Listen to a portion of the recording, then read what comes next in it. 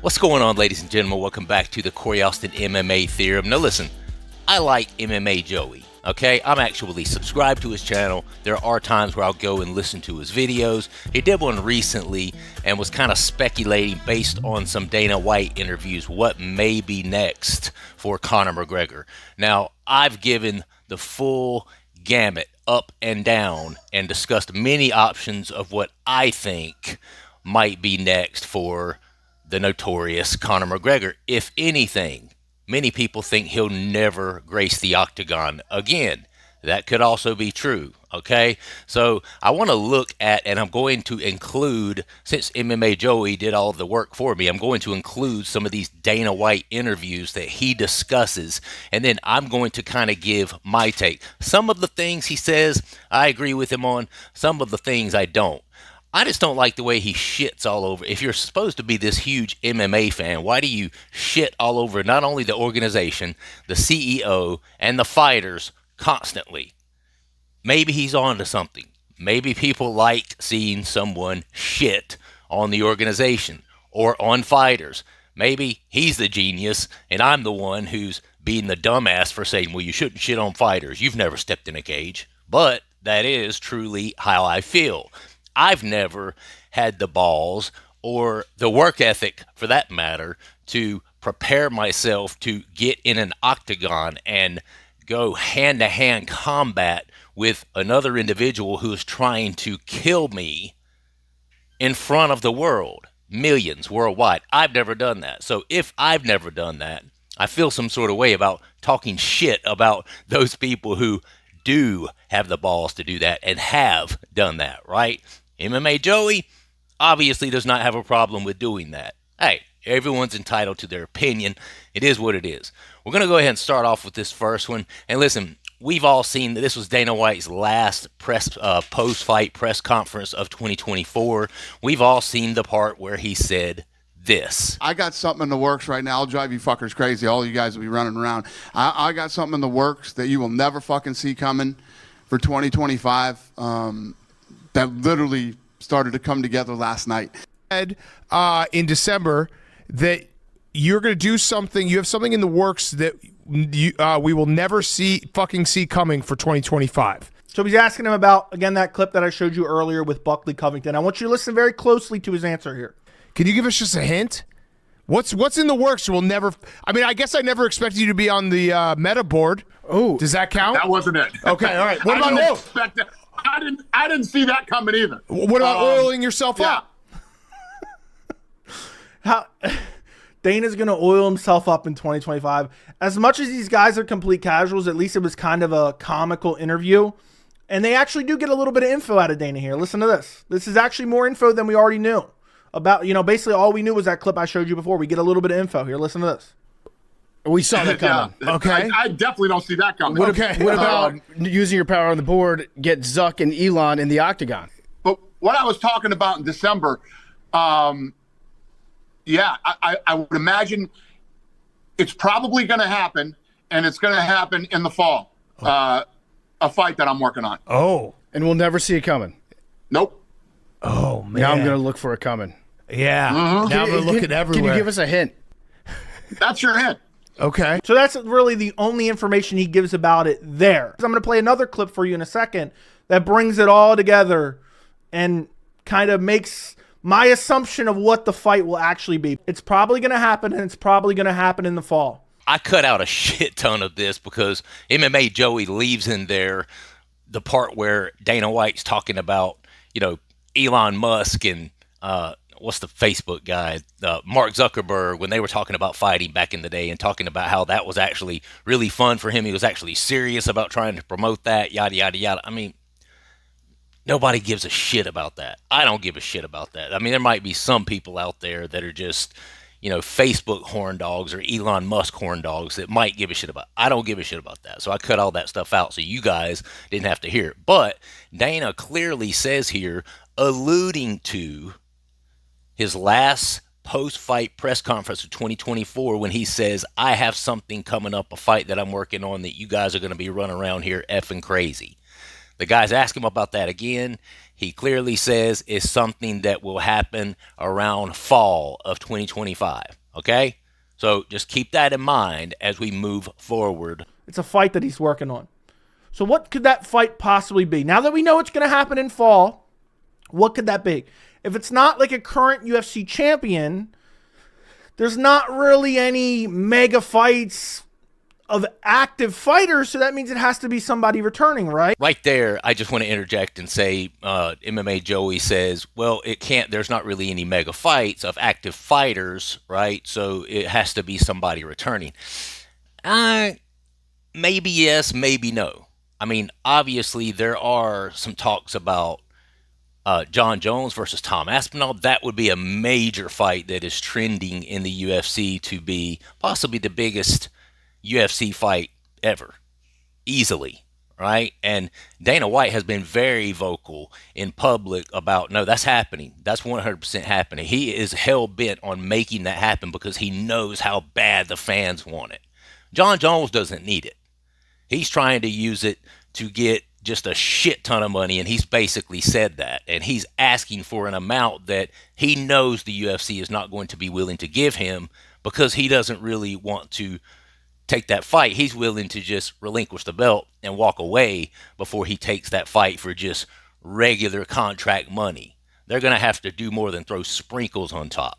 They're going to have to put powdered sugar, sprinkles, whipped cream, cherry. You know, they're going to have to load the thing up for him to be able to take that fight. So I disagree where MMA Joey says, well, can't be with any active fighter. No. There is some huge fights with active people. There's been the Aspinall Jones fight. There's been Jones talking Pereira, which I know Pereira will get dog walked. So I really am disturbed the fact that they're even considering that, because I don't think that would even be a fair fight. John Jones' grappling ability is just too far above Alex Pereira, and I think it would just be silly. I think it's a slap in the face to MMA fans for them to think that as MMA fans, we would actually believe that Pereira would beat John Jones. Now, in a kickboxing match, that's different. But we already know 30 seconds into the fight, John Jones is going to get him on the mat. And then if the fight's not over by the end of the first round, it's going to be a 5-round that looks like a 17-year-old older brother beating up his 10-year-old brother. That's what it's going to look like if that fight actually happens. So I'm thinking more of the Jones-Tom Aspinall fight. But I'm still with him. I think it could be Conor that he's talking about coming back in 2025. Hey, is Conor McGregor ever going to fight again for you? Eventually. Okay. Is he going to fight against maybe Logan Paul? No. Could it be Khabib Nurmagomedov? Doubtful. Could it be GSP? Doubtful. Well, we already talked about Conor McGregor. It's not Conor McGregor versus Logan Paul, but could it be Conor McGregor? And again, right here, I'd like to interject where he says, well, we can't, he's already said it's not going to be Logan Paul, Conor McGregor. Listen, he said it wasn't going to be Logan Paul, Conor McGregor fighting for me. That's what Dana said, meaning under the UFC banner, that fight's not happening. But does that mean that Dana White is not in talks with Conor McGregor, Logan Paul's management team? They're all under the TKO banner. Listen, I've expressed before that people don't understand. Conor had a catastrophic, potentially career-ending injury in that last Poirier fight. And if he's been told by a doctor, hey, you probably should never take a kick again. You probably should not go back into MMA, throw kicks, have people throwing kicks at you. It's just not safe. If this gets re-injured, you may be in bad shape if this happens again, right? Because once you get injured in a place, I don't care what they say, titanium, shin bone, whatever, that's a weakness now in your body, okay? Because all of that muscle, the tendons, everything has to attach to that. So that remains a weakness. But listen, if that's what he's been told, he's not going to tell the public that, because then he's damaged goods. And then nobody's going to want to watch him because they're going to know that he can't do X, Y, Z, he can't throw kicks, this and that and the third, right? But it is something that he would have shared with Dana White and the crew. So I've always said there's a possibility that the reason this is taking so long and the reason the return to the UFC is being put off for so long is Conor's been told to never fight MMA again. That's why you're hearing all this talk with Logan Paul. That's why you're hearing all this talk with BKFC.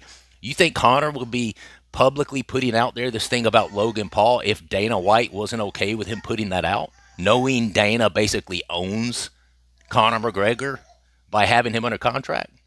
No, he wouldn't have. So I've always said that is a possibility. Listen to this clip. This is literally like 10 minutes prior, or about 5 minutes prior to the clip that I just showed you. So again, it's a fight he's working on for the fall, and it's probably going to happen. I want you to remember that as you listen to this next clip here, because I think this really ties it all together. Listen to this. He's asked about Conor McGregor. All right, so let me bring you up to speed so far. These guys asked Dana about what he was referring to when he talked about this huge fight that would have everybody going crazy, that he's working on this thing right now, blah, blah, blah, blah, yada, yada, yada. They asked him about when that might actually happen. He says fall 2025, right? Then literally 10 minutes later in the same interview, he's asked about Conor fighting again. He says hopefully fall 2025. So I agree. MMA Joey and I can see eye to eye on here. I agree. They may be talking about Conor there, but who he thinks they might be having him fight is necessarily wrong. It's not that even I think he's wrong about that, because we all have opinions. We're all just speculating because none of us really know. But it's the reason that he's saying they're not having him fight person A and they are having him fight person B. I can't see eye to eye with him on that. They don't even ask him about the, civil conviction, or I don't even know if it's technically a conviction, but civil verdict. But he's not fighting Logan Paul, which I trust. I believe Dana White. I don't trust him, but I believe him in that respect. Hopefully, Conor McGregor returns in the fall of this year. Because that would Hopefully, Conor McGregor returns in the fall of this year. Okay, listen closely to this right here, because this next few seconds is basically the hinge point of my whole argument here. So listen up. Put your listening ears on. I actually showed a clip in a video a while ago of Conor McGregor in Saudi Arabia kind of bitching about the UFC not giving him a more manageable opponent for his return to the UFC coming back from an injury. He was kind of complaining about having to fight Chandler instead of somebody else. I believe it's going to be Conor McGregor, Nate Diaz 3 is what the UFC's working on. Yeah, I wouldn't like to fight him in bare knuckle fight, though. I would like to fight him. He was asked about fighting Conor in bare knuckle. He says, I wouldn't want to fight Conor in bare knuckle, but listen. I'd like him in a real fight because we got history there and we got to finish what we got to do, and that's the real fight. That's the whole package. I don't think I'm fighting anybody bare knuckle because. So he wants to fight in MMA. I believe this entire thing from Dana White is Conor McGregor versus Nate Diaz 3. Right here. This is where he loses me. So basically what MMA Joey is saying is that Conor was complaining in a video previously about them not giving him a more manageable opponent for his first time back into the UFC for so long. Okay? Meaning that Michael Chandler would be more of a challenge than Nate Diaz. I completely disagree with that. Utterly disagree with that. From a fighting perspective, the whole world remembers Conor McGregor lost that first fight to Nate Diaz. Granted, he came back, he outboxed him, he looked a lot better in the second fight and was able to stay away from the grappling and stuff like that. But listen, only because Nate Diaz didn't really push the issue, and Nate Diaz in that sequel of that fight, I think Nate Diaz really wanted to entertain the fans. He had already shown in the first fight that he could beat him. He could take him down, probably choke him out if he wanted to, especially when McGregor started getting tired, of course. But in that second fight, I think he more so was just content to stand on the feet, give the fans what they wanted. He was getting paid a shit ton of money for that fight. I completely disagree that Nate Diaz is a simpler return to the UFC than is Michael Chandler. Now, I get it. They've got the history together.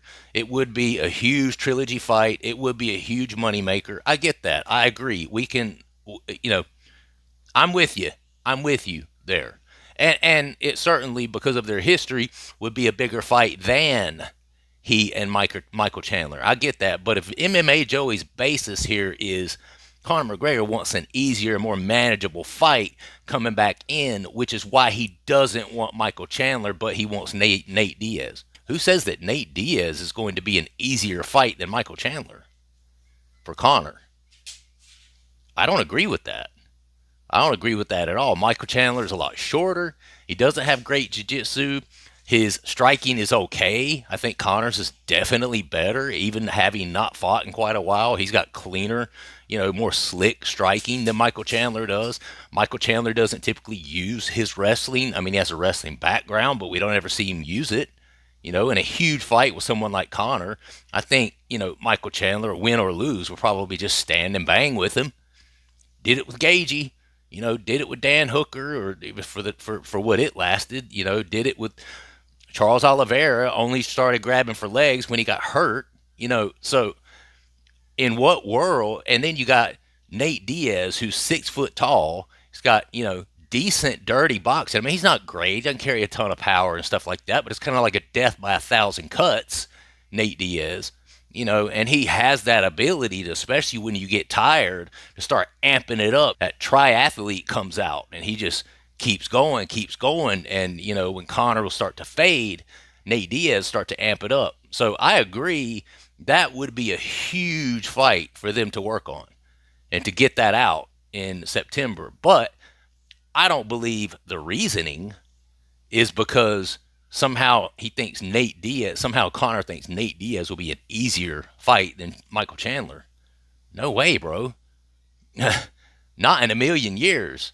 I mean, maybe if you can definitely pin down a certain style, how each of them would definitely fight that fight, yeah, you could probably, you could probably put some data together to say that Nate Diaz will be easier. But knowing how Michael Chandler tends to fight, knowing how he tends to stand up, wants to give the fans a show, that's going to be a stand-up war all day against a 5'8" guy that has so-so striking, as opposed to a 6 foot tall Nate Diaz who can amp it up in the 3rd, 4th, and 5th round. So listen, to sum all of this up, I still have my doubts as to whether Conor will ever return to the octagon or not. I do believe that there's a possibility he doesn't want to fight MMA anymore, and that maybe even physicians have advised him not to fight MMA anymore because of the leg kicks, because of the potential recurring damage to his leg, and that he and Dana White, as businessmen and smart businessmen, are just keeping that on the hush and trying to figure out what to do to streamline some revenue for Conor in the meantime, knowing that Dana White has him under contract. So if this thing with Logan Paul ends up panning out, that's a possibility, because it's not like Dana's not going to get his cut of it, right? And if they can get the world's mouth-watering for something like that, and Conor can go in there, not take leg kicks, do an exhibition boxing match with a guy who's not even that great of a boxer, and make even half of what they're claiming to make, and then Dana, as the promoter, and the UFC can get a cut of that, if it makes dollars, it makes sense. They would absolutely do that. So I will say that's a possibility. He may never return to the UFC, but what Dana is saying here is true, and we could possibly see Conor in the fall. I agree. A fight against Nate Diaz kind of makes the most sense right now. With that said, I do not believe that the reason they've put off doing Michael Chandler to give him Nate Diaz is because Conor believes that Nate is an easier fight. I don't believe that. I don't believe that Nate, even at his age and even at his retired status, I don't believe he is an easier fight for Conor McGregor in a main event. I just don't. Let me know what you guys think in the comments. Let me know what you think could possibly be going on with Conor. Do you agree with me? Do you agree with MMA Joey? A little bit of both? Do you think we're both full of shit? Give it to me. Subscribe to the channel if you would, like the video, and also comment down below. I'll see you guys on the next one. Thanks so much for watching. Peace.